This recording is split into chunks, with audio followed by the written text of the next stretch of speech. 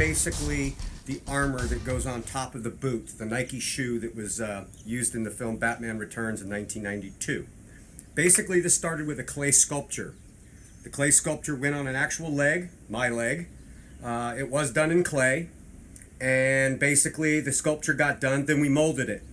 After the mold got finished, this guy right here, then latex, as you can see, has been applied inside of the mold. Several layers of this need to happen before it's thick enough, like this, to be pulled from the mold. Then it takes about 2 to 3 days to actually cure these pieces. I recommend you doing this in the sun. Just get your rubber to be much thicker and much more durable. However, once the pieces are made, I do not recommend you leave them in the sun. They'll deteriorate quicker and become just a lot weaker. I use latex rubber when I make costume pieces because this stuff is very durable, as you can see. It's near indestructible. You cannot just accidentally tear this or rip it.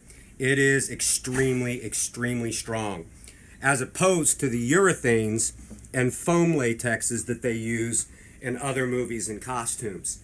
I just prefer it. This is a longer process and a much more complicated process, but the results are hands down better, and you will get a much longer life out of your pieces, especially something like this that's designed for the foot, which gets a lot of wear and tear.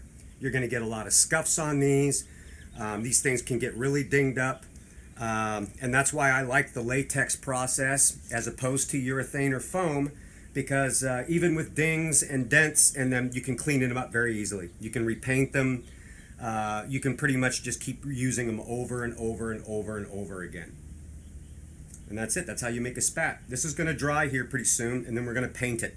After this is cured and all the moisture is basically evaporated out of the piece, it'll be ready for painting.